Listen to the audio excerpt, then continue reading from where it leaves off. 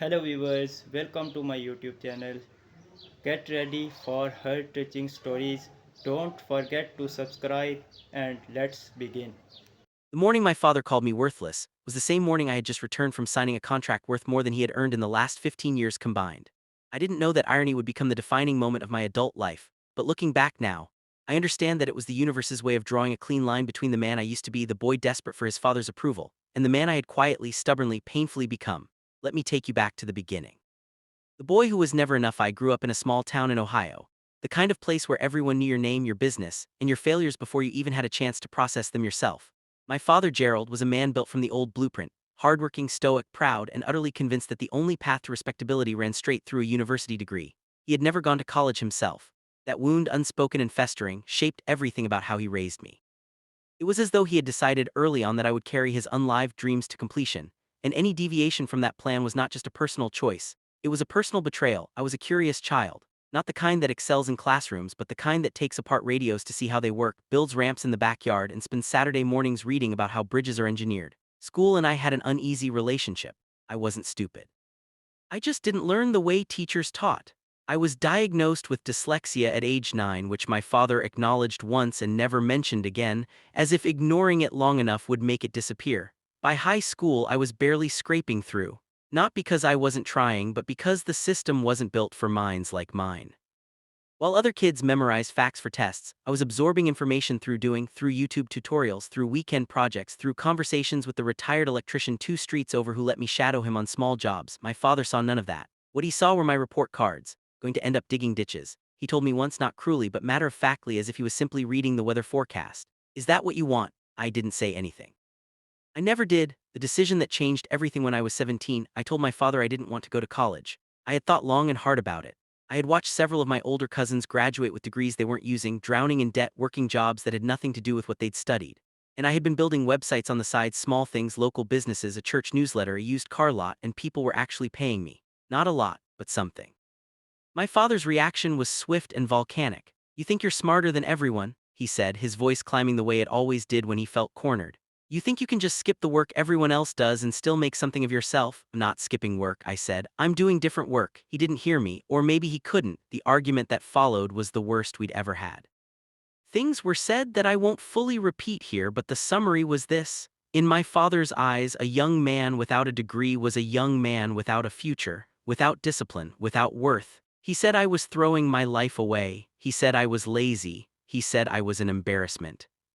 I moved out 3 months later, just after I turned 18, with a second-hand laptop, a mattress a friend helped me haul to a studio apartment, and a determination so cold and quiet it barely felt like motivation at all. It felt more like survival. The years nobody saw. What followed were years that no highlight reel could capture, years of grinding through confusion, failure, and a loneliness I hadn't anticipated. I taught myself everything. Web development first, then UI UX design, then digital marketing. I took free courses online at midnight after long shifts at a warehouse job that paid just enough to keep the lights on. I read books on business and entrepreneurship and finance, absorbing what I could, rejecting what didn't apply. I failed at 3 small ventures before I found my footing with a digital agency I started from my apartment at age 22. It started as just me taking on small contracts, a logo here, a website rebuild there. But I had a skill my competitors often lacked. I could talk to people. I could listen to a small business owner describe their problem and translate it into a solution they could actually understand. No jargon, no condescension, just clarity. Word spread. Clients referred other clients. I hired my first employee at 24. By 26, we were a team of 7. By the time I was 29, we had grown into a mid-sized digital consultancy with corporate clients, a downtown office, and a reputation solid enough that people sought us out. During all of this, my relationship with my father remained frozen in that last terrible argument.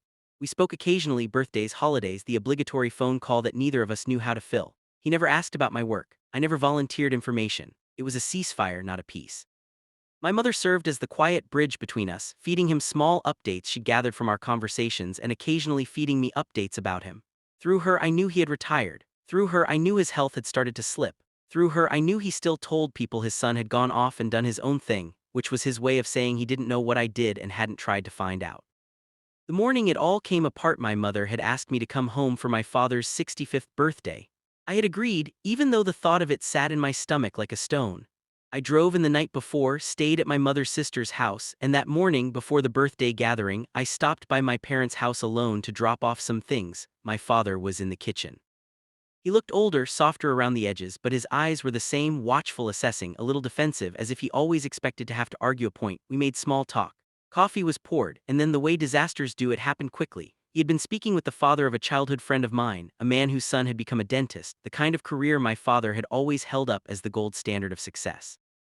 And something about that conversation had stirred the old frustration in him, because within minutes he had circled back to the ancient wound.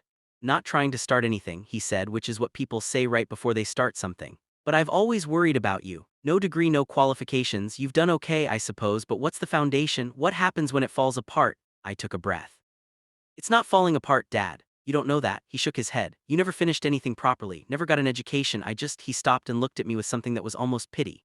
I worry that you've built your whole life on sand, that you're one bad year away from having nothing, because you never put in the work that other people put in. The real work. There it was, even after everything, even now. So you still think I'm uneducated, I said quietly. Think you took shortcuts, he said. I think you got lucky, and I think without proper credentials, without a real foundation. He paused, and the words that came next were ones I don't think he fully meant to say out loud, the kind that slip out when old grief overrides good judgment. You're still the same kid who couldn't cut it, talented maybe, but not where you should be, not what you could have been. Kitchen was very quiet. What I could have been, I repeated. He had the grace to look slightly uncomfortable. I just mean, Dad, I set down my coffee cup. I need to show you something. Reveal I hadn't planned this, I want to be clear about that. I hadn't come home with a speech prepared or a folder of documents designed to prove a point. But something in me, the 18-year-old who had moved out with a mattress and a laptop, the 22-year-old who had eaten instant noodles for months to keep his business alive, the grown man who had built something real and true from nothing but will and curiosity, that person was done being quiet. I pulled out my phone. I opened the email I had received that morning, the one confirming the finalized contract I had signed the previous day with one of the largest retail brands in the Midwest. A 3-year digital transformation engagement. The number at the bottom of that contract had more digits than my father's entire retirement fund. I placed the phone on the kitchen table and slid it toward him. He looked at it. He looked at it for a long time. That's the contract I signed yesterday, I said. That's one contract. We have 11 active clients at the moment. I have 23 employees. We have an office in the city. I own the building. He said nothing. I'm not telling you this to embarrass you, I continued, and I meant it. I'm telling you because you just called me uneducated and worthless, not for the first time, and I think you deserve to know the full picture of what your uneducated, worthless son has actually built. I watched something move across my father's face. It wasn't simple. It wasn't just shame, though shame was in there. It was the complicated unraveling of a story he had been telling himself for over a decade. The story where his son had chosen the wrong path, where his worry had been righteous, where he had been the one who understood how the world worked. That story was dissolving in front of him. I didn't know, he said finally. His voice had changed, the authority had gone out of it. You didn't ask, I said, not cruelly, just truthfully, what happened after my father cried at his birthday party that evening. Not in front of everyone. He stepped outside and I followed him, and we stood in the backyard where I had once built terrible ramps out of plywood, and he told me he was sorry. It wasn't a perfect apology. He is not a man built for perfect apologies, but it was real. He said he had been afraid for me, and that fear had curdled into something uglier over the years, and he hadn't known how to undo it. He said he had confused his own regrets with wisdom and handed them to me like they were gifts.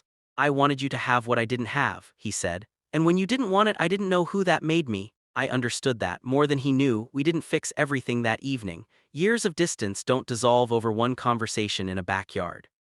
But something cracked open that had been sealed shut for a very long time. And in the months that followed, we slowly, awkwardly, imperfectly began to build something new. He visited my office for the first time that winter. I watched him walk through the space, look at the people working, run his hand along the edge of a conference table, and I could see him recalibrating, updating the image he had carried of me with the reality standing in front of him. You really built this, he said. I really built this, I said. What I want you to take from this, I am not telling this story to celebrate my success at my father's expense. That's not the point, and it was never the point. The point is something quieter and more important. The world is full of people who will define your worth by their own limitations. Not out of malice, usually out of fear, out of the frameworks they were handed, out of the stories they've been telling themselves so long they've forgotten their stories. Your parents, your teachers, your community, they can love you deeply and still see you through the wrong lens. You are not required to live inside someone else's lens. I built my company without a degree, without permission, without anyone in my life who had done what I was trying to do. I built it by learning everything I could, by failing repeatedly without giving up, by treating every setback as information rather than verdict. The education I received was unconventional. It was also profound. It taught me how to solve real problems, how to build real relationships, how to sit across from a client who is skeptical and earn their trust through competence and honesty. No classroom gave me that. Life gave me that. This is not an argument against formal education. For many people, university is exactly the right path, a place of genuine growth, community, and discovery. I have employees with degrees I deeply respect, whose education genuinely shaped who they are. This is not a hierarchy. This is a simple truth. There's more than one way to become educated. There's more than one way to become whole. The son my father thought he knew, lost, directionless, destined for mediocrity, never really existed. He was a ghost assembled from fear and misunderstanding.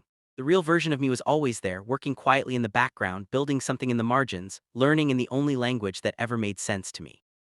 It just took the right moment for my father to finally see him. And when he did, when the man who had called me uneducated looked at what I had built and understood for the first time that the education had happened all along, just somewhere he hadn't thought to look, I didn't feel triumph. I felt something gentler than that. I felt free. Sometimes the people who doubt you the loudest are simply the most afraid of being wrong. Give them time, build anyway, let the work speak.